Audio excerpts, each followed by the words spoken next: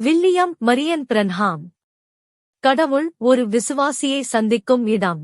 கடவுளுக்கு ஒரே ஒரு சந்திக்க இடம் மட்டுமே உள்ளது. அவர் யாத்திரை புத்தகத்தில் அங்கு கூறினார். அவர் தம் பெயர் வைக்கும் இடத்தை தேர்ந்தெடுத்தார் என்று கூறினார். அதுதான் ஒரே இடம் மக்களை சந்திக்க. மேலும் அவர் அவரது பெயர் வைக்க ஒரு இடத்தை தேர்ந்தெடுத்தார். மற்றும் அவர் தனது பெயரை எங்கே வைத்தார்?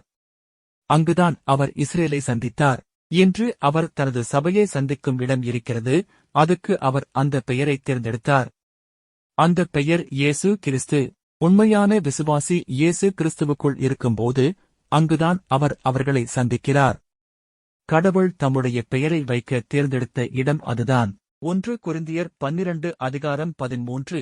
நாம் யூதராயினும் கிரேக்கராயினும் அடிமைகளாயினும் சுயாதீனராயினும் எல்லாரும் ஒரே ஆவியினாலே ஒரே சரீரத்திற்குள்ளாக ஞானஸ்நானம் பண்ணப்பட்டு எல்லாரும் ஒரே ஆவிக்குள்ளாகவே தாகந்தீர்க்கப்பட்டோம்.